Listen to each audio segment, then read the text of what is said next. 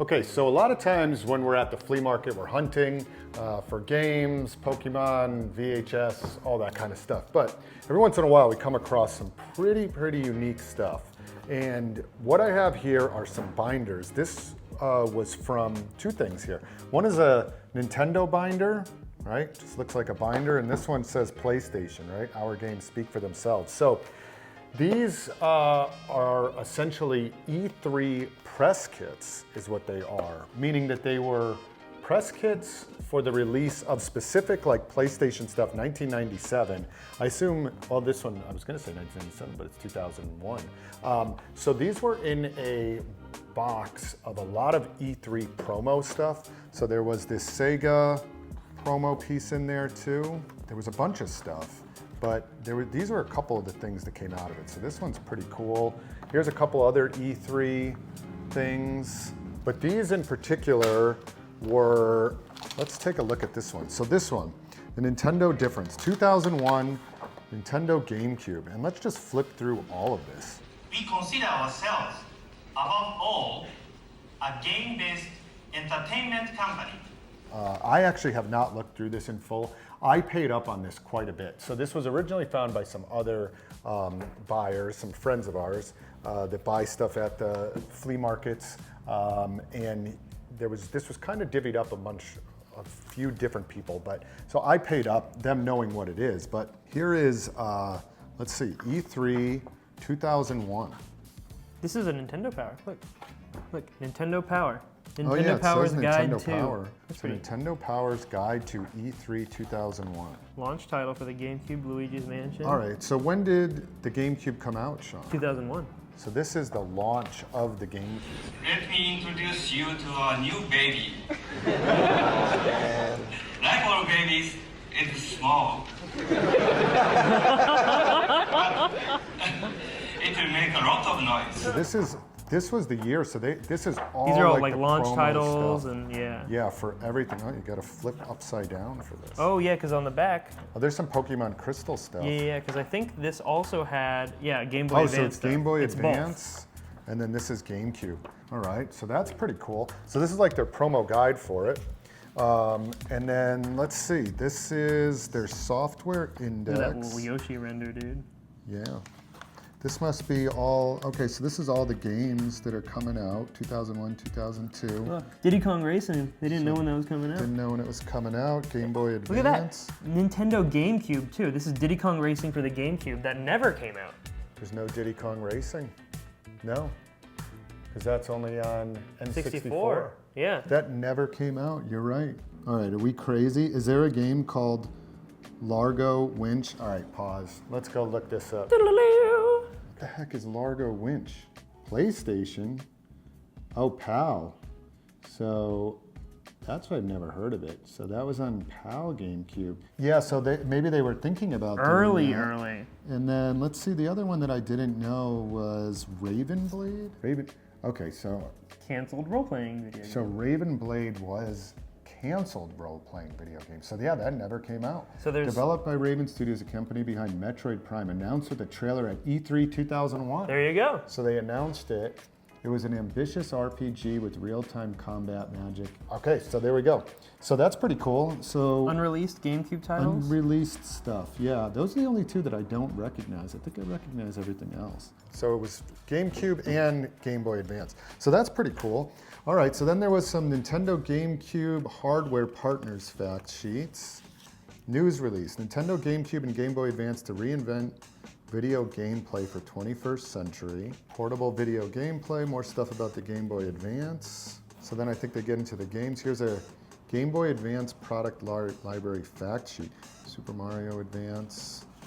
This is more about the games. Mario Kart Advance, a lot of the game stuff. Production volume, 24 million.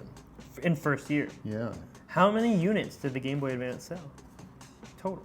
I don't know. Okay, so a lot of Game Boy Advance stuff. Oh, it's Game Boy Color stuff.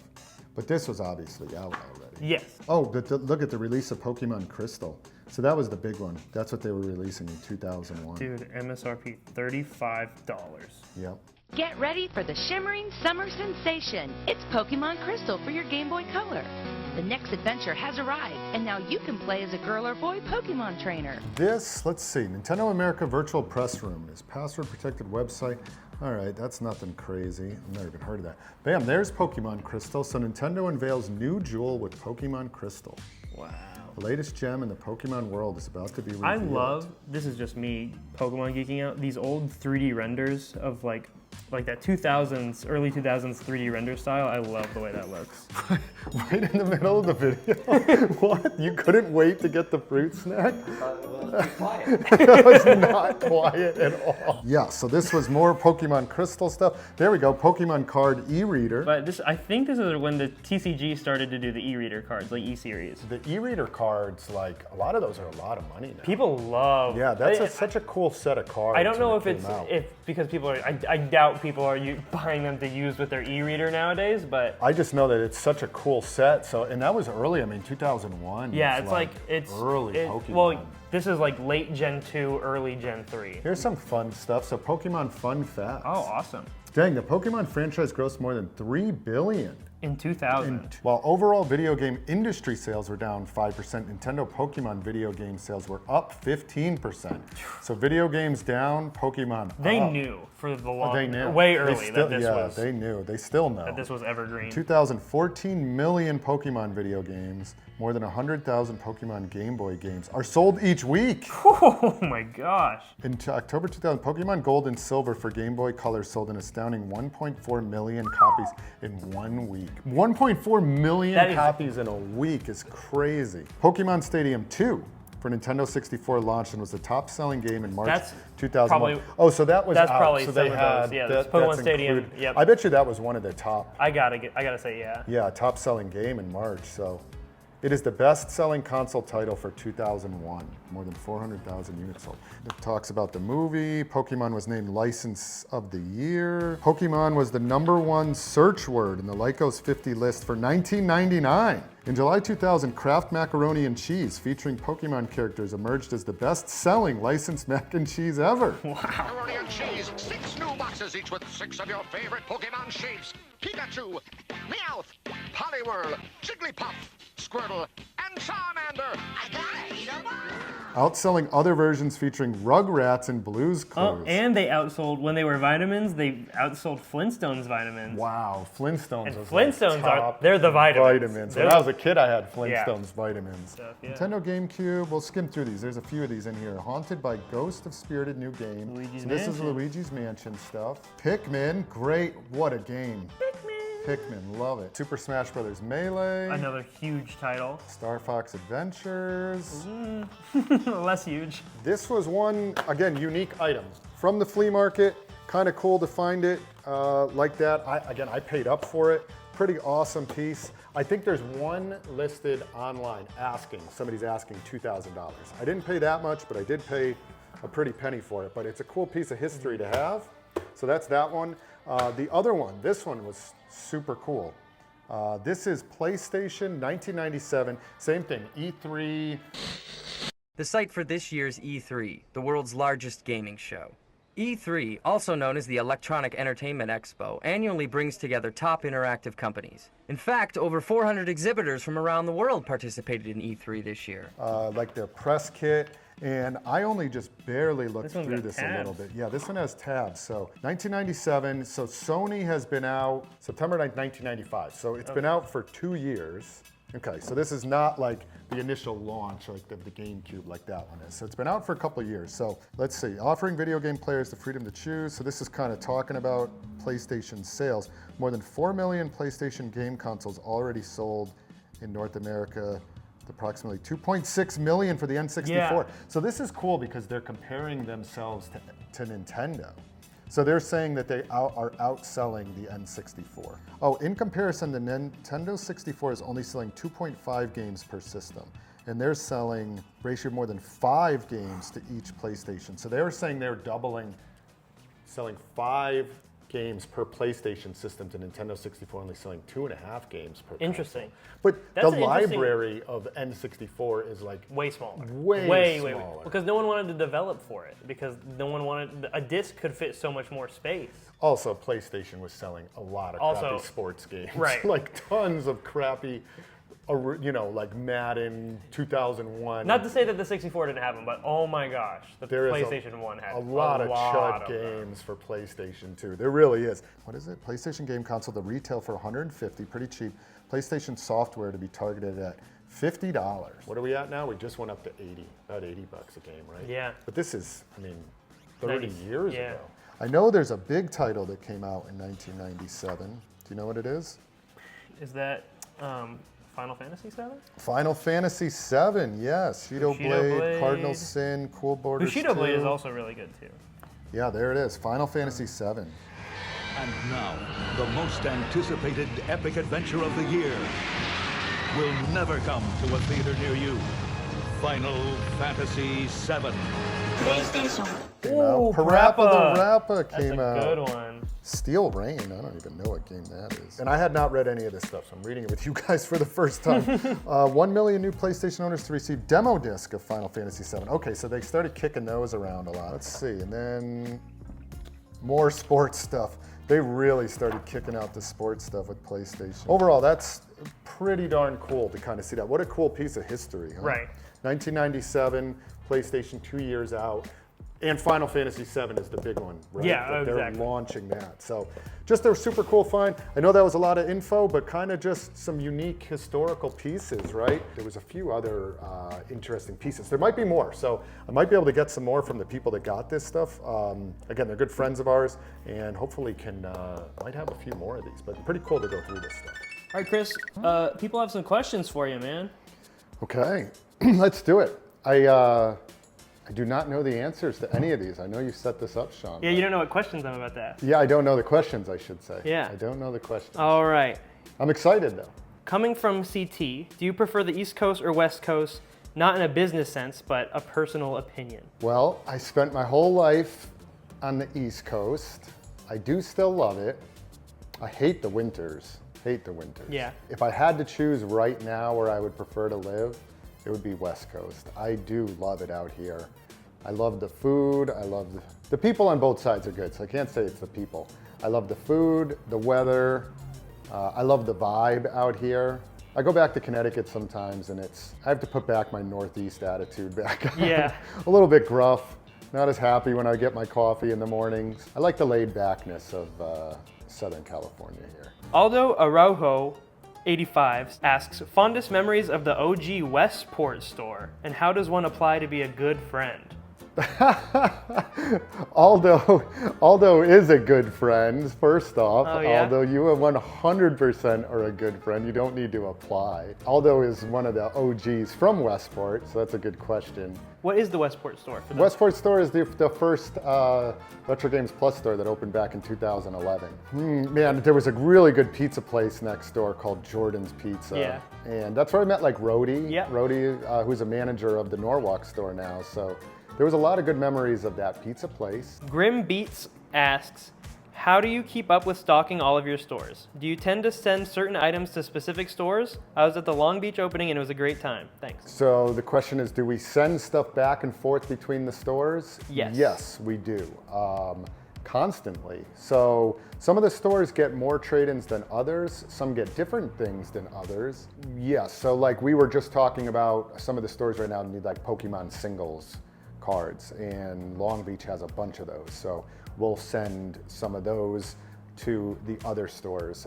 Like the Norwalk store, Norwalk, Connecticut store, tends to just get a lot of trade-ins, and it's a smaller store, so they end up shipping a lot of really good games out to other stores. And we have a Discord and a wants and needs where the stores can kind of communicate between themselves what they need, and the stores they'll ship stuff to each other. Tuna for the Win asks, how do you choose what is for your personal and what is for the store? Value, rarity, does that have any play into it? No, man, good question. Tuna for the win. For me, I can't collect everything. If I collected everything, I would have... No business.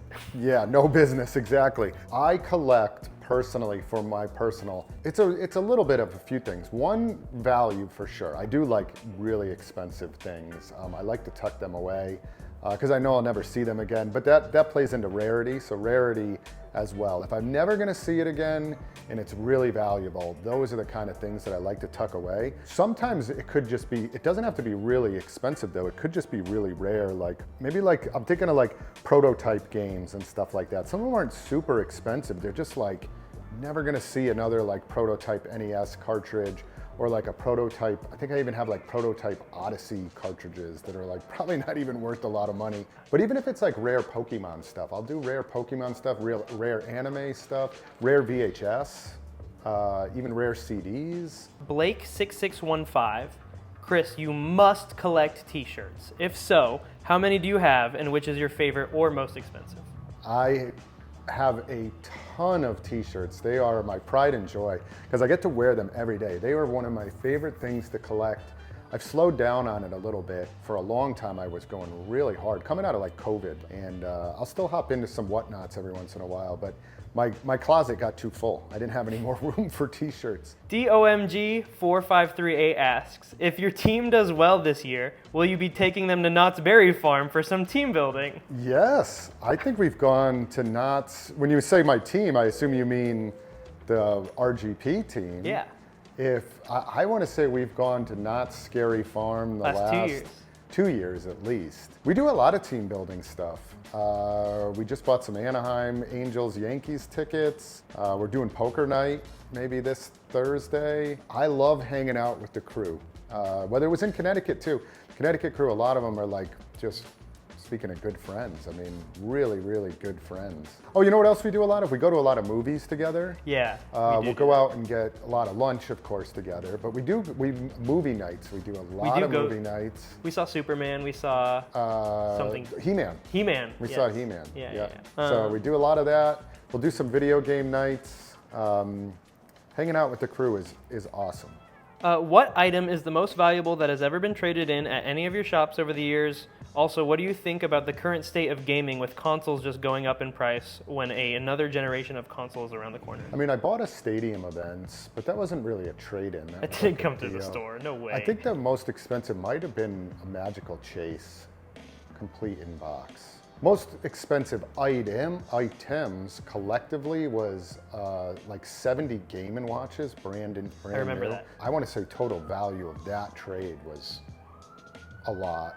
But single item, probably Magical Chase for TurboGrafx 16. Yeah. A complete in box one. That's pretty expensive, like a $10,000 That's item. plenty expensive. Yeah. Probably that Magical Chase. Yeah. Which I still have. It's in the personal. Yeah. I didn't sell it. Yeah.